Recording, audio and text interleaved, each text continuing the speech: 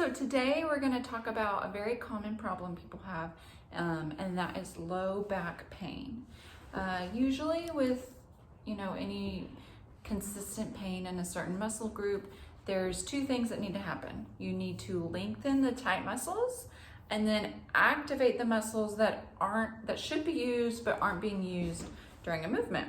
So today I'm going to show you two stretches to help lengthen the tight muscles, and then two movements to help fix the problem of activating the proper muscles. So let's do it. So first of all, we're going to lengthen your hip flexors. The hip flexors are right here in front of your hip bone. So to do that, my favorite movement is, it's come this way. We're going to take one leg, 90-degree angle, and then you're going to open that right side. You can even bring one arm up and over like this. Hold that for 30 seconds, and then we'll do the other side. You're going to make your other leg 90-degree angle, open this hip, keep your hips in line, up and over.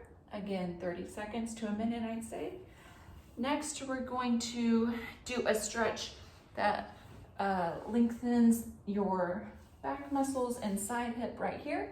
You're going to come all the way down, and you're going to take one knee to your chest. Your head will be down, but just so you can hear what I'm saying, I want to keep my head up. You're going to bring one knee to your chest and let it twist open, and the same arm of that leg, you're going to let it fall to that side. So just like this, let me show you. Up, and this arm is down right here, and you'll just kind of let it twist with gravity. One key point on that movement. So my right arm was on the ground. What I would focus more of is keeping your shoulder to the ground planted, and then just let your hip fall as far as it will fall. So what I'm trying to say is, so let's see here. So my right shoulder's on the ground, and keeping my right shoulder on the ground, I can only twist like this.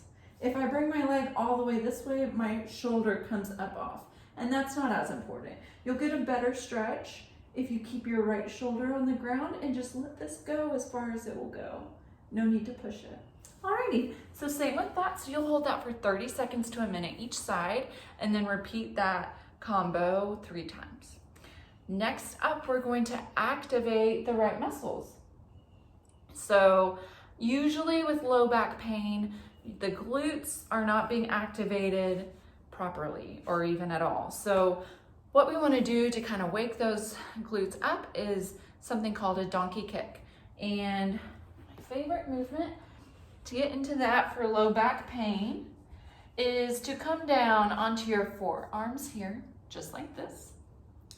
And then you're going to take one leg, 90 degrees, and pulse up and down, up and down. Good. And you're gonna do that 15 each side is what I'd recommend. So you do that and then switch it up. Perfect.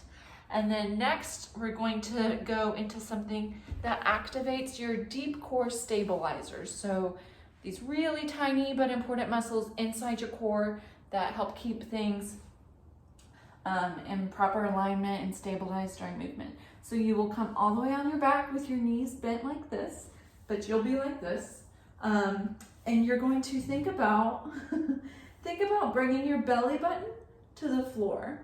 So you don't want your back, you can see like this, like that on the floor.